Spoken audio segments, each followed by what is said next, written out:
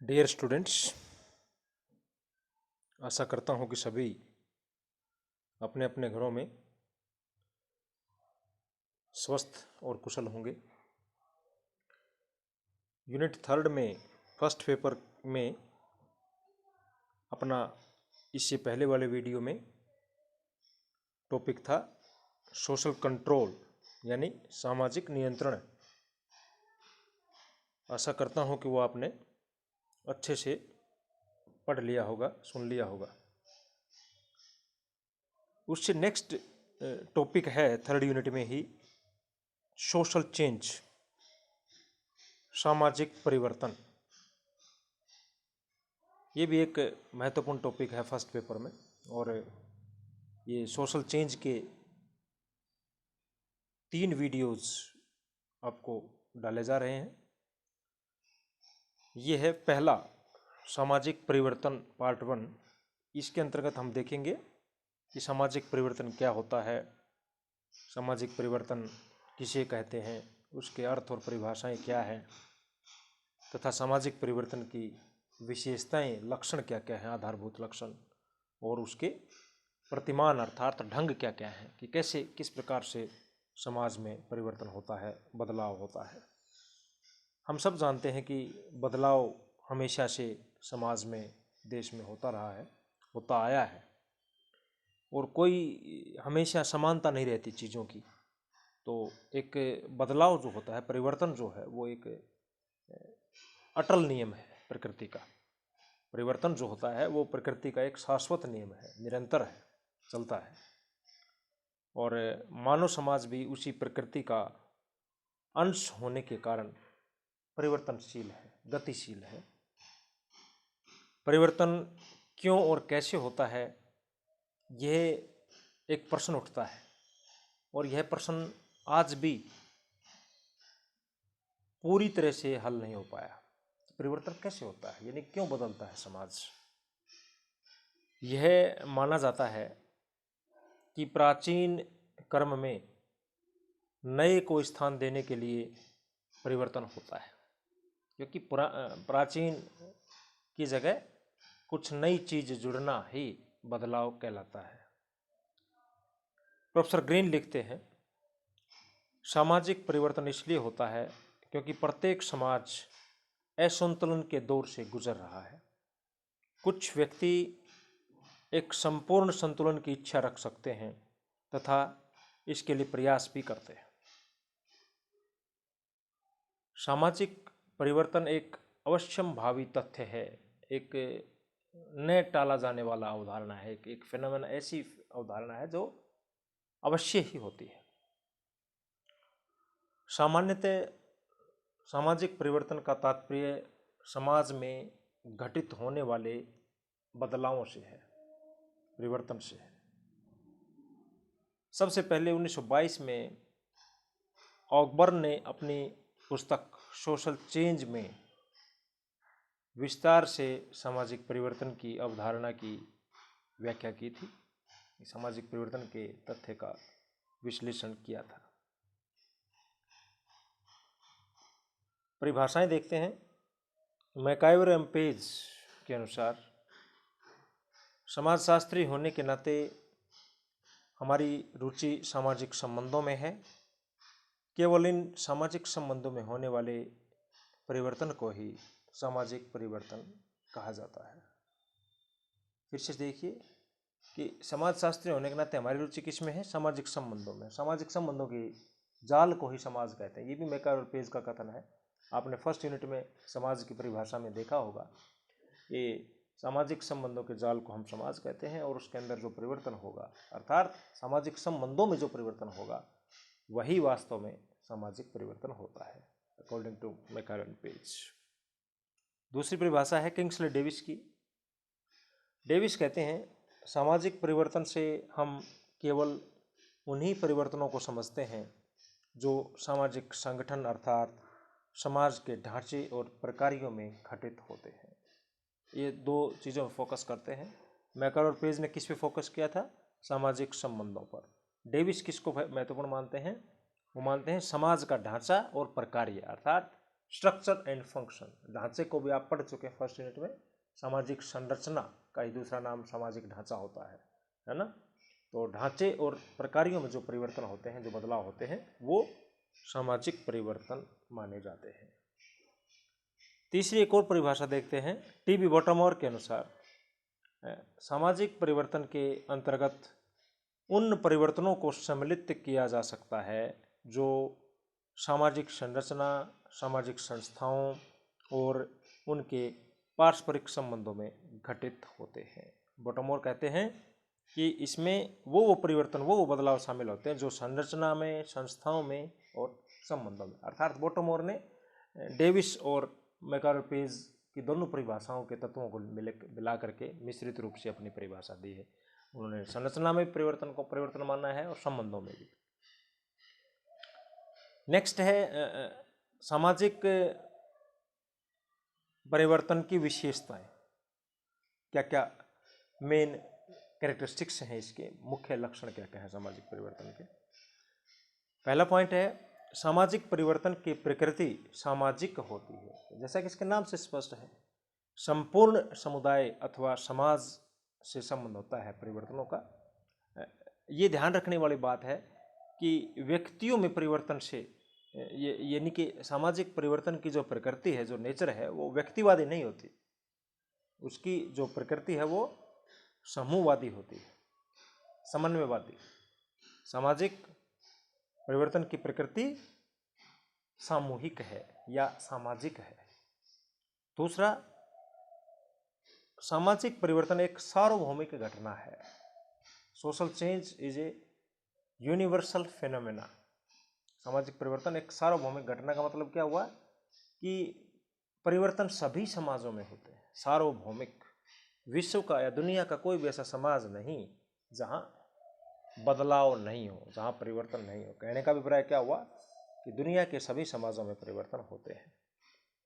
स्वाभाविक और अवश्यम भावी ने, अवश्यम भावी का मतलब होता है जिसको टाला नहीं जा सके, जरूर होता है।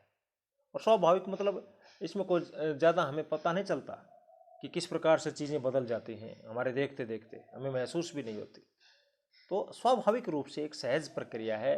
एक यूँ कह सकते हैं कि social change is a spontaneous unavoidable process. अवश्यम भावी है ये घटना और ये जो अवधारणा है, और समाज में हमें आभास भी नहीं होता और चीज़ें दैनिक जीवन में बदलती रहती है।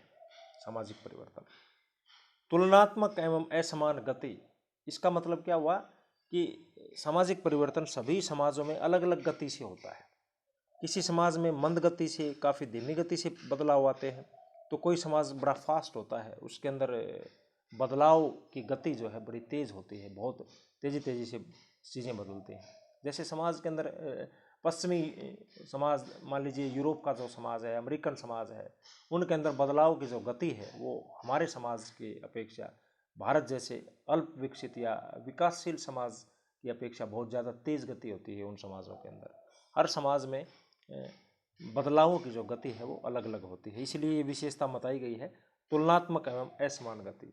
और हम एक समाज के परिवर्तन की गति को और दर को दूसरे समाज के साथ तुलना करके ही समझ सकते हैं कि फलां समाज में ये इस प्रकार से परिवर्तन हुआ, हमारे समाज में इस प्रकार से हुआ।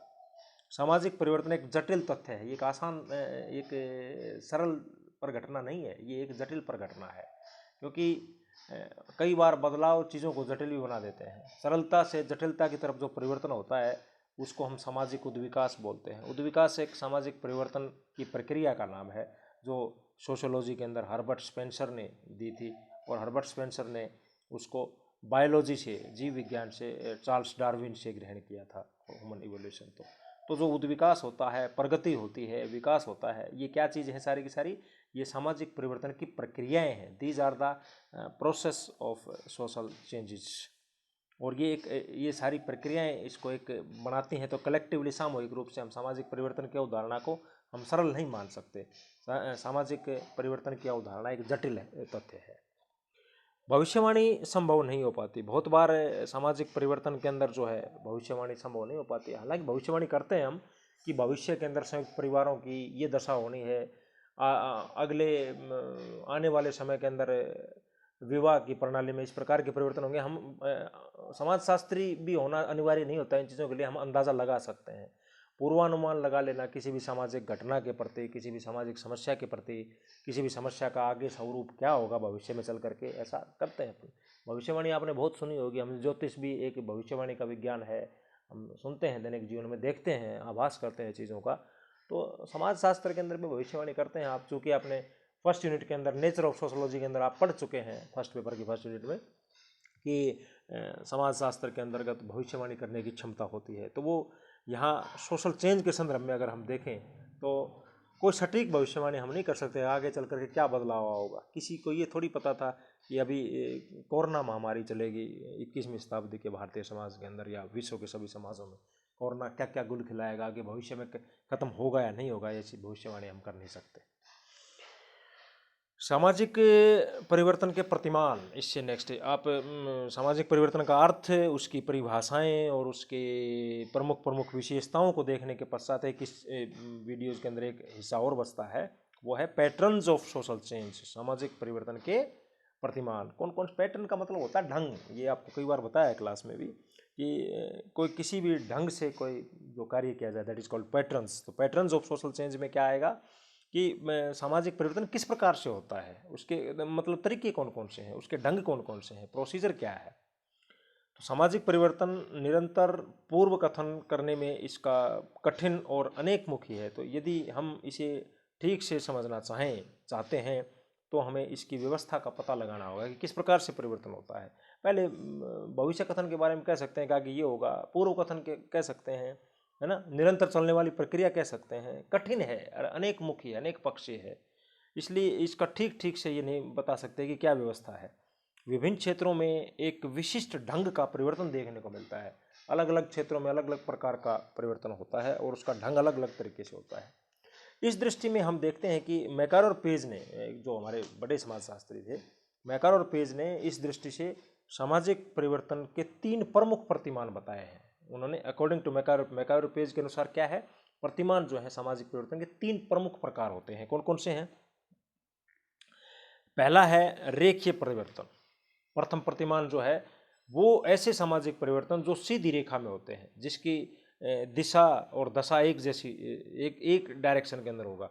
जैसे उन्होंने एग्जाम्पल दिया है जो उद्योगों के अंदर होने वाले परिवर्तन हैं, जो वैज्ञानिक खोज के द्वारा, आविष्कार के द्वारा जो नई नई चीज़ें आती हैं उनके अंदर जो बदलाव होते हैं वो प्रथम प्रतिमान के अंतर्गत आते हैं, जिसको कि हम रेखीय परिवर्तन बोलते हैं, लाइनियर सोशल चेंज।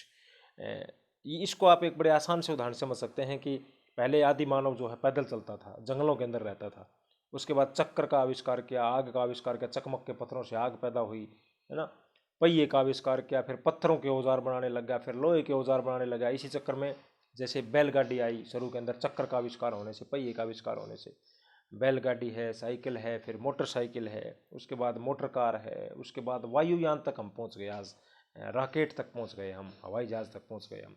तो ये सारा का सारा एक रेखा के अंदर विकास है, एक डायरेक्शन के अंदर विकास है, एक दिशा है समाज की। तो एक सीधी रेखा में, सरल रेखा में या एक ही दिशा के अंदर होने वाले जो विकास हैं उसको हम प्रथम प्रतिमान के अंतर्गत रखेंगे, रेखीय परिवर्तन के अंतर्गत रखेंगे, according to MacIver Page, that is called, this pattern is called linear social change. दूसरा जो प्रतिमान है वो है इसके विपरीत, उतार चढ़ाव वाला परिवर्तन, अर्थात इसका दूसरा नाम क्या है, घुमावदार परिवर्तन, उतार चढ़ाव वाला, अप एंड डाउन वाला परिवर्तन। ये आपको पीडीएफ के अंदर रेखा चित्र से भी समझ में आ जाएगा। इस वीडियो की मैं पीडीएफ भी भेजूंगा, पूरे सोशल चेंज की आपको व्हाट्सएप पर शेयर करूंगा।